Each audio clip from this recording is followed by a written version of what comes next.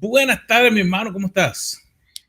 Carlos, aquí muy buenas tardes para ti. Ay, sí, un cafecito, es martes. ¿Cómo es que decían? Ni te cases ni te embarques. Un poquito tarde para ti y para mí, muchacho. Nosotros estamos casados y damos gracias a Dios por eso. Así que hoy es martes, cásate y embárcate. Así mismo.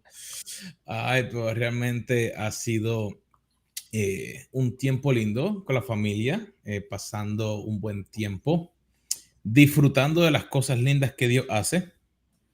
Y ayer estuvo, qué pela, estuvo a 100. Exactamente, para aquellos que estamos con grados Fahrenheit,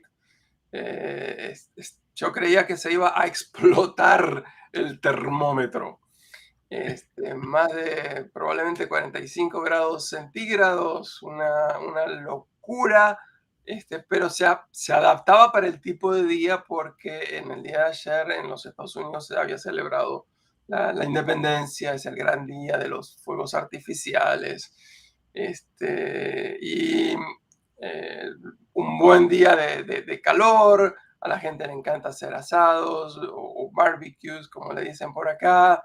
Le encanta ir a la playa o estar en la piscina. Así que fue un día extraordinario para celebrar. Y sabes que aunque cuando salí con los muchachos estaba caliente, pero después se puso, aunque estaba caliente si te parabas, pero debajo de un árbol o algo así, tenía una buena brisa y, y estábamos volando eh, el drone así, mirando por todas las, como Superman. eh, y realmente pensando que Dios es bueno Ajá. y tenemos la oportunidad de poder adorar en libertad aquí nosotros, pero también en un sinnúmero de países por lo que ocurrió, de que este país se formó hace tantos años cuando vinieron de allá de Europa y luego pues pasó todo y entonces se celebraba ayer y decía realmente nuestra libertad a veces cuesta mucho y a veces no nos damos cuenta cuánto cuesta. Sí, especialmente aquellos que hemos colocado nuestra fe en Jesucristo, a veces nos olvidamos que el precio de nuestra libertad lo tuvo que pagar Él a costa de su propia sangre. Así que tenemos que ser muy, muy agradecidos. Y mi hermano, la gente le gustó mucho el tema que trajimos la semana pasada, hablando de WhatsApp, hablando de cómo protegerse, cómo estar pendiente de su cuenta. Y hubieron unas cuantas preguntitas y seguía dónde se hace esa doble autentificación en el celular, qué se puede hacer. Si no has visto el video de la semana pasada, vuelve a ver el video de la semana pasada.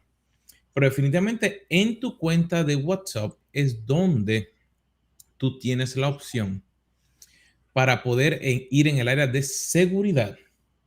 Y cuando vas al área de seguridad de WhatsApp, te permite entonces escoger, déjame mirar aquí,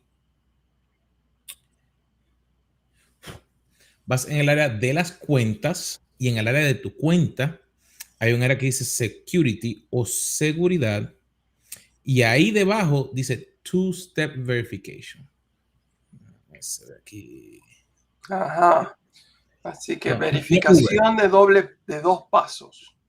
Correctamente. Y eso es lo que te va a permitir que puedas proteger entonces tu cuenta de WhatsApp para que no sea tomada.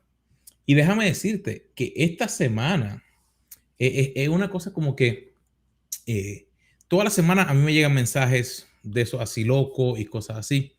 Y está ocurriendo en un sinnúmero de organizaciones y hasta de tiendas. Un ejemplo, nosotros aquí pues tenemos, digamos, Target, está Walmart, todo eso tienen un sitio web.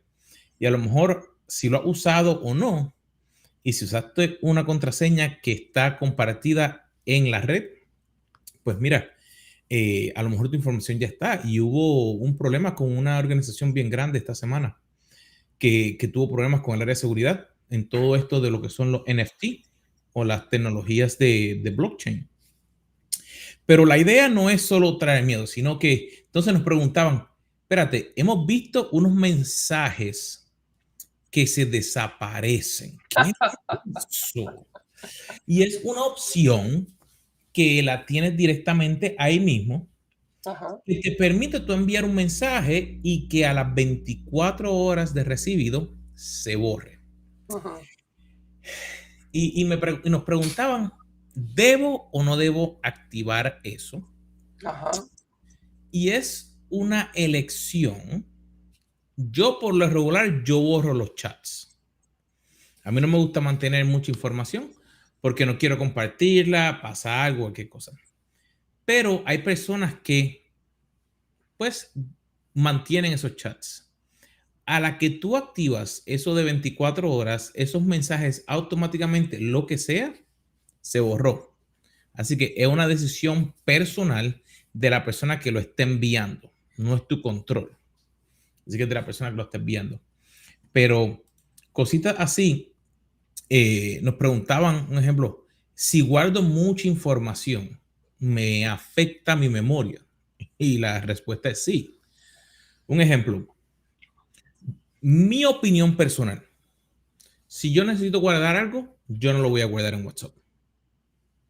Porque yo quiero poder bajarlo a mi computadora, bajarlo a mi correo electrónico, guardarlo en algún otro lugar.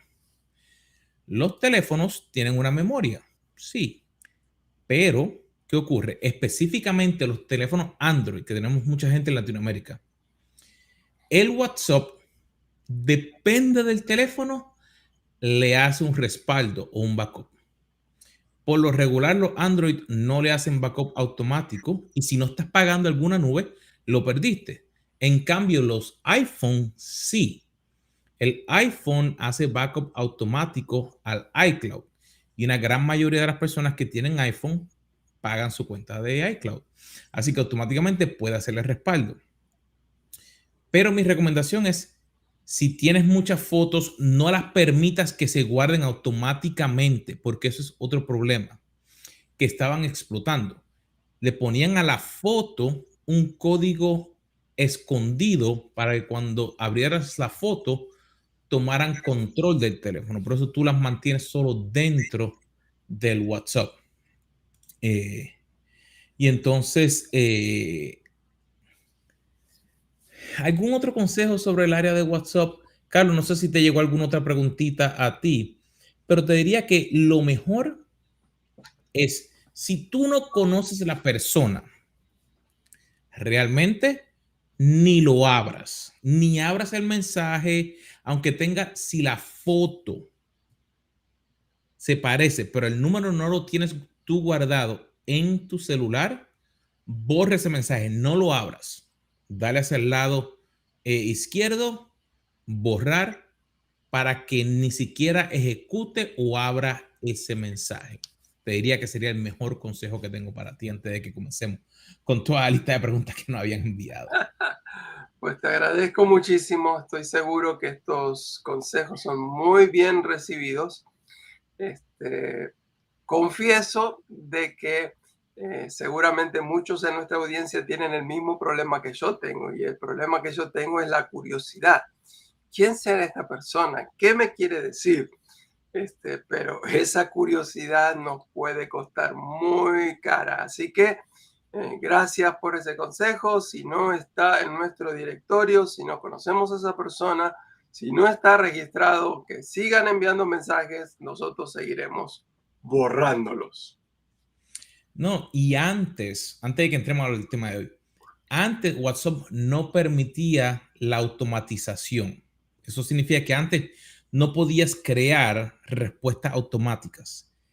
Ahora sí. Así que ahora, si tú abriste el mensaje, quien envió, si está utilizando el sistema, puede ver que tú abriste el mensaje y dice, este número, un número válido. Pero si no, porque ellos pueden enviar un montón de mensajes y ver si responde. Así que esa curiosidad, como dicen, mató al gato. Así que si no lo conoces, déjalo borrado. Muy bien. Estamos leyendo la Biblia en un año y estamos en los capítulos 8 al 10 del libro de Proverbios. El libro de los Proverbios es uno de los libros más fascinantes de toda la Biblia. Es un libro muy amado, al punto tal de que probablemente para muchos es el libro de la Biblia más leído. ¿Por qué digo esto?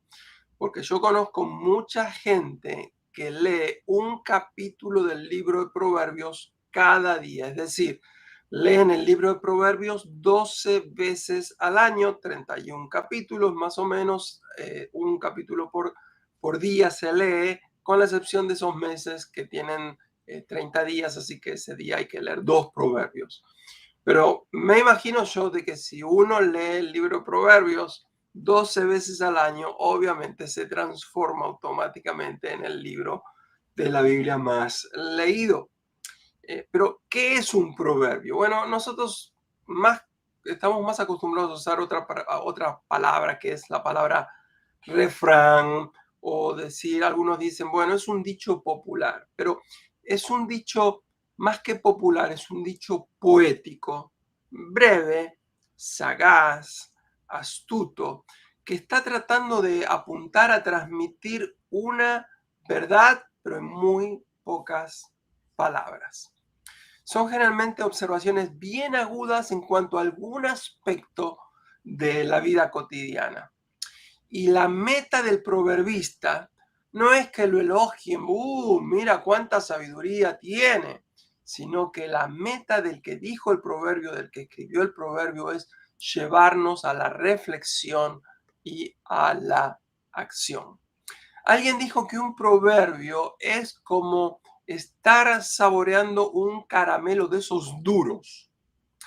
Si al caramelo duro estás apurado y lo muerdes, vas a sacar poco sabor de él y hasta corres el riesgo de que se te fracture un diente.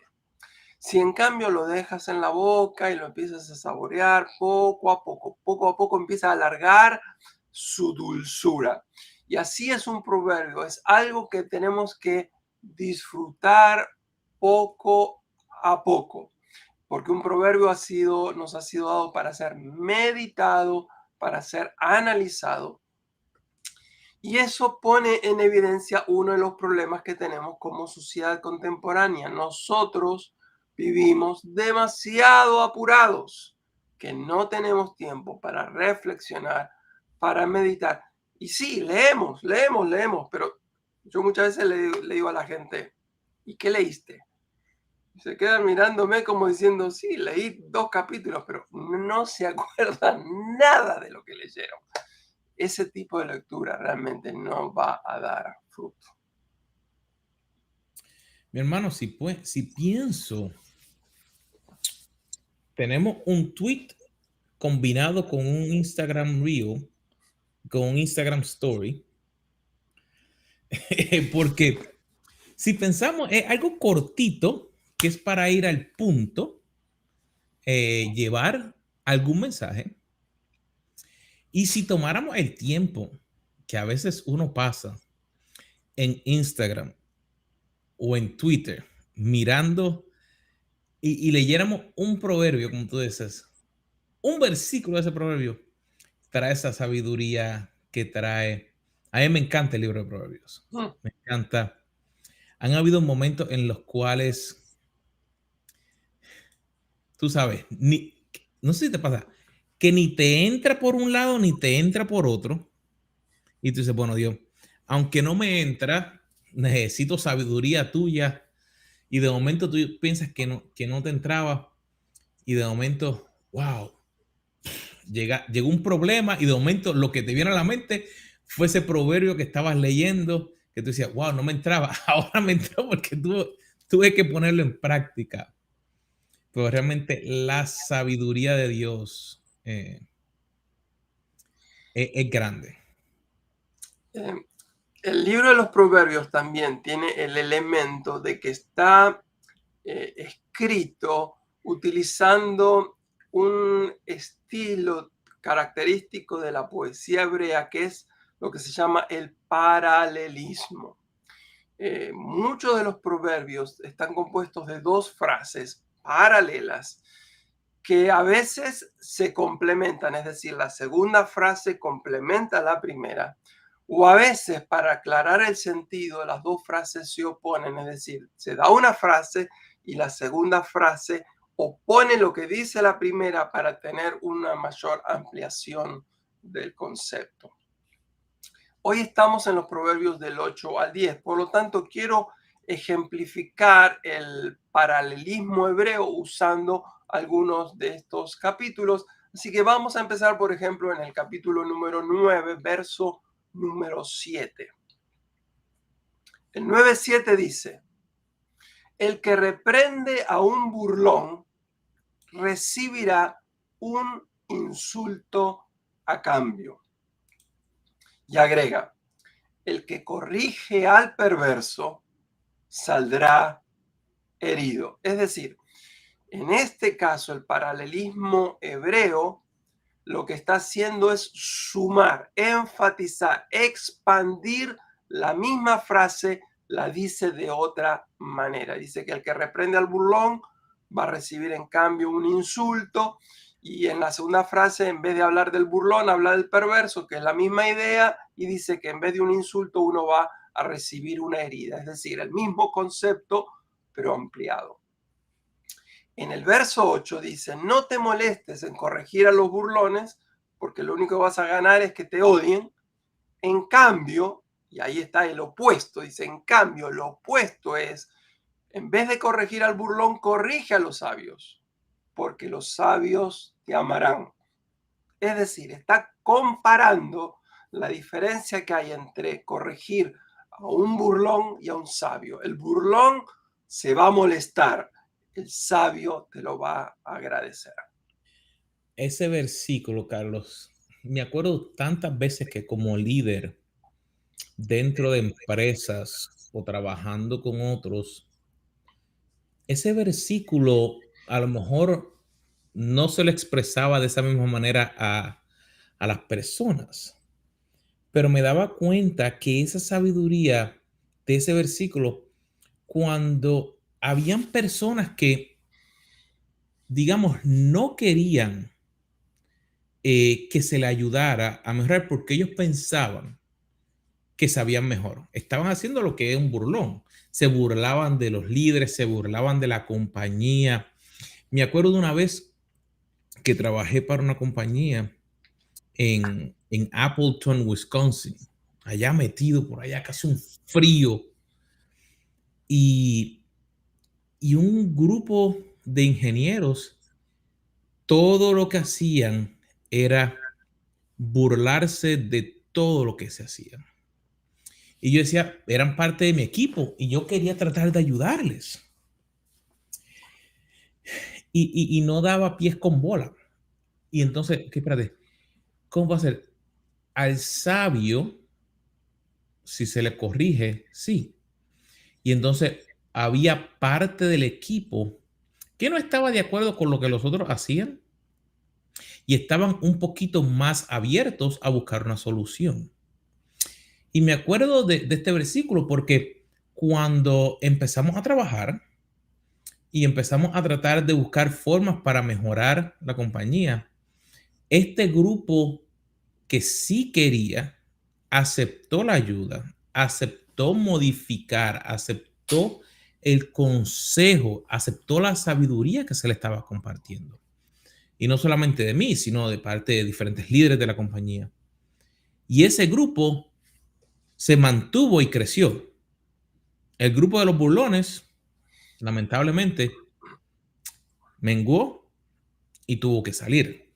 Así que muchas veces, como mencionamos al principio, la sabiduría, el principio de la sabiduría, que es la palabra, y vamos a ver un poquito más.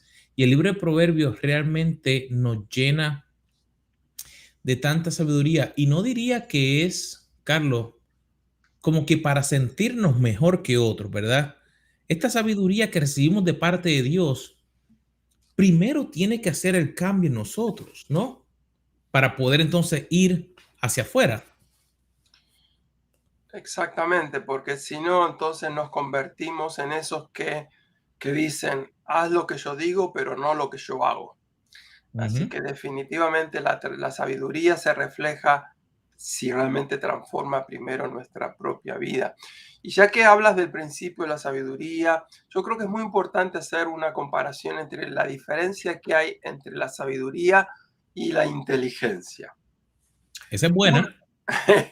Esa es buena. Bueno, espero que sea buena. La idea aquí es la siguiente. Uno puede ser muy sabio sin ser muy inteligente. O uno puede ser muy inteligente sin ser sabio. Porque Espérate, por lo repite eso, general, repite eso porque eso está bueno. repito, uno puede ser sabio sin ser inteligente y uno puede ser inteligente sin ser sabio. Porque la inteligencia está relacionada con el conocimiento, la inteligencia está relacionada con el saber. Es decir, a mayor conocimiento, mayor inteligencia. La inteligencia está relacionada con la acumulación del conocimiento. En cambio, la sabiduría no está relacionada con la acumulación de conocimiento, sino con la puesta en práctica del conocimiento. Hay muchos sabios que no saben ni leer ni escribir, y hay muchos necios que dominan varios idiomas. La Espérate, inteligencia, espérate. Porque eso está bueno, espérate. Entonces, estamos hablando de que a lo mejor una persona que no tenga muchos estudios, lo que conocemos de universidad, ujú, puede tener sabiduría no solamente de Dios, sino sabiduría en su empleo, en su trabajo, en su familia. Y otros que a lo mejor sí tienen mucha educación de escuela, puede que no sean sabios. ¿Te entendí correcto en eso? entendiste absolutamente correctamente. Wow, Y entonces, ¿cómo es eso? porque de nuevo, la sabiduría no tiene que ver con la acumulación de conocimiento. La sabiduría tiene que ver con la puesta en práctica del conocimiento. Es decir, hay personas que saben poco, pero lo que saben lo ponen en práctica, lo viven. Hay personas que saben mucho, tienen muchas teorías, pero nunca las llevan a la práctica. Por eso que hay personas que yo conozco que leen la Biblia todos los años. Yo conozco una persona que ha leído más, la Biblia más de 50 veces y sin embargo, tú ves cómo vive esa persona y tú te quedas con duda. Digo, En cambio, hay personas que no la han leído nunca porque no saben ni leer ni escribir. Sin embargo, tú les enseñas un principio de la Biblia y están ávidos por ponerlo por obra. La sabiduría consiste no en acumular el conocimiento, sino en practicarlo. Así que conocer es bueno, pero vivir de acuerdo a lo que conocemos es muchísimo mejor. La inteligencia pregunta, dime cuánto sabes. La sabiduría pregunta, dime cómo aplicas lo que tú sabes. Así que por eso es que nuestro abuelito, que a lo mejor vivía en una finca por allá y no tenían acceso al internet, si todavía están vivos, cuando hablamos con ellos, tienen un conocimiento y una sabiduría, porque no solamente aprendieron unas cosas, sino que la han aplicado a través de los años en diferentes situaciones, que cuando tú te dices, wow, ¿de dónde tú conociste eso? Y a veces uno piensa, ah, tú leíste eso en el internet. Y dice, no, eso lo aprendí yo cuando yo era niño. Y tienen 80, 90 años. Realmente es lindo ver cómo Dios trabaja y el orden de Dios para cada una de nuestras vidas. Eh, pero Carlos, hay algo que a lo mejor lo hemos escuchado mucho, que es el principio de la sabiduría, es el temor a Jehová. En otras versiones dice es el temor al Señor. Carlos, estamos hablando de miedo. Estamos hablando de que yo tengo que tener miedo de que me va a caer un rayo, como si fuera Thor, así que va a levantarla y me va a caer por encima. ¿O cuál es ese temor? ¿Cómo pudiéramos realmente definir ese temor al Señor y por qué eso es el principio de la sabiduría? El libro de Proverbios tiene dos versículos claves. El primero es el 1:7 que dice, el temor del Señor es el principio de la sabiduría, los necios desprecian la sabiduría y la instrucción. El mismo concepto del cual es el principio de la sabiduría, que es el temor de Jehová, se repite en el Proverbio 9:10, que dice, el principio de la sabiduría es el temor del Señor y el conocimiento del santo es la inteligencia. ¿Qué es el temor de Dios? Bueno, hay dos acepciones, dos maneras diferentes de expresar temor. La primera de ellas es que la gente que expresa temor es en base a un miedo que tiene. Por ejemplo, en el libro de Josué, en el capítulo número 2, se están enviando espías para reconocer a Jericó. Los espías llegan a la casa de una prostituta llamada Rahab y Rahab dice que en medio del pueblo se produjo un gran temor en medio de todos ellos porque han escuchado que Dios hizo secar las aguas del Mar Rojo. En este caso, el temor que el pueblo tenía de Dios era un temor por miedo a que a ellos también les ocurra algo malo. Pero la Biblia habla de un temor de Dios que es diferente, es lo que se llama el temor reverencial. El temor reverencial se expresa en el mismo libro de Josué, en el capítulo 4, en el verso 24, y dice así, para que todos los pueblos conozcan que la mano del Señor es poderosa, para que teman al Señor nuestro Dios todos los días. En este caso, para que teman al Señor es para que lo reverencien, es para que lo respeten, es para que lo honren. Entonces, ahora llego a la pregunta tuya. ¿Qué es eso del temor del Señor? Me parece que para mí la parte clave para entender que el principio de la sabiduría es el temor del Señor está en el 9:10, que agrega lo siguiente. Este es un elemento nuevo pero importantísimo. Dice que cuando conocemos al Santo, eso se produce en nosotros, se transforma en nosotros como inteligencia y como discernimiento. Es decir, que para poder ser sabios necesitamos tener un encuentro con el Dios Santo. Y hay dos ejemplos bíblicos que aclaran qué es eso de encontrarme con el Dios Santo, qué es eso de conocer al Dios Santo. El primer ejemplo es Moisés. En Éxodo capítulo número 3, él tiene un encuentro con Dios en medio de un arbusto que está encendido, una zarza ardiendo. Y Dios le habla a Moisés y le dice, Moisés, Moisés, quítate el calzado porque el lugar donde tú estás pisando es un lugar santo. El otro ejemplo es Isaías 6, donde el profeta tiene esa visión de la gloria de Dios y los serafines estaban hablando el uno al otro diciendo, santo, santo, santo es el Señor de los ejércitos, toda la tierra está llena de la gloria de Dios.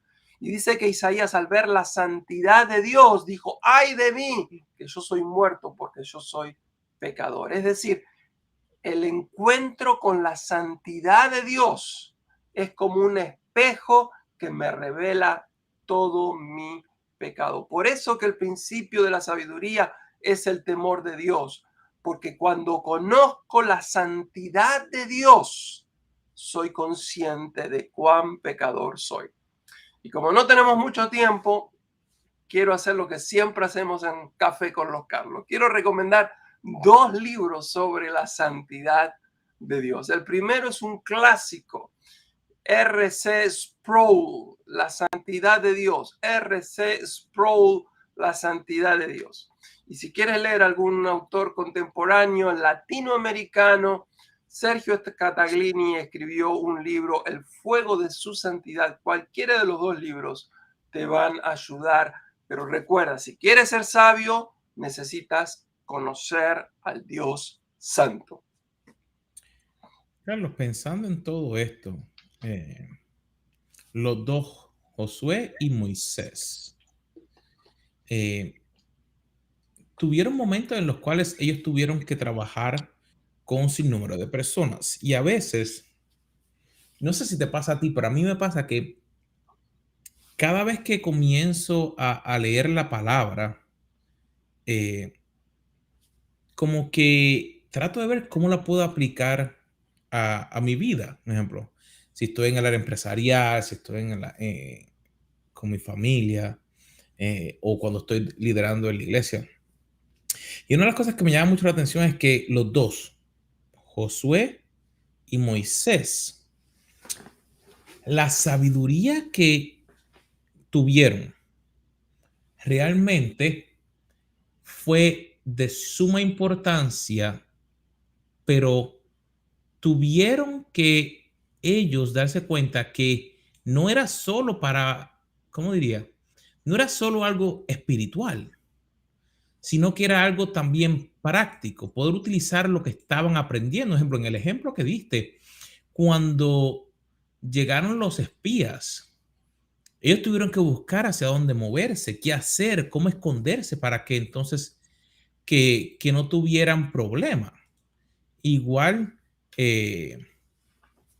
Moisés, o sea, cuando él estaba como líder, él tuvo un sinnúmero de personas que venían donde él y él tuvo que recibir consejo y poder poner en práctica lo que él conocía para así poder ser efectivo. Y este principio de la sabiduría me llama mucho la atención porque no es algo que se aprende una sola vez o la sabiduría y la inteligencia, algo que se aprende una sola vez, Carlos. No, lo que pasa es que no podemos conocerlo a Dios de una sola vez. Requiere toda una vida caminando con Dios, como Abraham caminó con Dios porque eran amigos para poder conocerlo. Es lo mismo sucede en una relación matrimonial. Toma toda una vida para conocer a la otra persona. Yo me temo de que lamentablemente nuestras iglesias están repletas de personas que no conocen a Dios. Por eso es que nuestras oraciones son tan superficiales. Por eso que al orar vivimos pidiendo, pidiendo, pidiendo, pidiendo, pidiendo, pidiendo, pidiendo. Si nosotros conociéramos a Dios, nosotros pediríamos mucho menos porque tendríamos un mayor nivel de confianza de que el Padre amoroso va a proveer todo lo que nosotros necesitamos. A veces yo creo que Dios está escuchando las oraciones y nos mira para abajo diciendo, si tú supieras que tengo aún algo mejor de lo que me estás pidiendo. Pero el elemento de la santidad de Dios es lo que nos va a llevar a reverenciarlo a Dios. Hay una frase que a mí me gusta decir que dice, hasta que no tenemos un encuentro con la santidad de Dios, no tendremos convicción de cuán grave es nuestro pecado. Eso es lo que le pasó a Isaías cuando vio, santo, santo, santo es el Señor, automáticamente dijo, ay de mí, soy muerto porque soy pecador. Quiero concluir este concepto del principio de la sabiduría diciendo algo que dijo Calvino. Calvino dijo una vez, la mente del cristiano que resiste pecar no por miedo al castigo, sino porque ama tanto a Dios como Padre y lo adora como Señor, incluso si no hubiera infierno. Es decir, incluso si no hubiera castigo por mi pecado. No quiero pecar, no porque me van a castigar, sino porque lo amo al Señor. Y mi madre me enseñó un soneto cuando yo era pequeño que dice, no me mueves, Señor, para quererte, el cielo que me tienes prometido, ni me mueve el infierno tan temido para dejar por eso de ofenderte. Tú me mueves, Señor. Muéveme al verte clavado en una cruz escarnecido. Muéveme ver tu cuerpo tan herido. Muéveme tus afrentas y tu muerte. Muéveme. Muéveme, en fin, tu amor y en tal manera que aunque no hubiera cielo, yo te amara. Y aunque no hubiera infierno, te temiera. Es decir, aunque no hubiera infierno, te temiera no porque me vas a castigar en el infierno, porque no lo hay, dice, sino porque te amo tanto, te respeto tanto, agradezco tanto quién tú eres, que haya no haya infierno, no quiero ofenderte, sino solamente agradarte. Y aclaro, no es que no estamos diciendo acá que no hay infierno. Lo que estoy diciendo es que el temor del Señor supera al miedo del castigo. El verdadero temor del Señor es la reverencia que desea agradarle y sacar una gran sonrisa en el rostro del Padre. Realmente cuando comprendemos ese principio de la sabiduría, que no es tener miedo hacia Dios, sino es realmente respetarle, como menciona ahí. Dejamos de hacer lo que no le agrada, no por el miedo, sino por el amor, por querer agradarle a Él. Y no significa que vamos a ser perfectos, sino que en ese proceso vamos creciendo. Realmente, mi Así es, hermano, Carlos. Y quiero, el último punto me parece que es imprescindible. No podemos entender el principio de la sabiduría si no conocemos a Jesús. Jesús es el que encarna toda la sabiduría. Jesús representa en Juan capítulo número 1 la sabiduría que creó el universo. Jesucristo dijo que él era mayor que el mismo Salomón, que era la persona más sabia que hizo el libro de los Proverbios. Así que sin relación con Jesús, lo máximo que el ser humano puede llegar a aspirar es a ser muy inteligente. Pero sin relación con Jesús, jamás llegaremos a ser sabios. amén. Así mismo. Realmente, mi hermano, los días pasan corriendo, el café se me va acabando, pero ha sido lindo nuevamente el poder compartir un ratito contigo. Le damos gracias a nuestra audiencia por estar ahí con nosotros y sin más preámbulos, antes de que nos vayamos, queremos pedirle que, acuérdate, solos no crecemos, así que dale compartir, suscríbete a nuestros canales donde estás escuchándonos, así sea en Facebook, en YouTube, en LinkedIn, en Instagram, y envíanos tus comentarios para así poder apoyarte y estar orando por ti. Pues realmente nuestro propósito es ayudarte a desarrollarte como líderes en tu vida personal y en tu vida espiritual. Así que, mi hermano, nos vemos la próxima semana. ¿En dónde? En Café Café con los Carlos.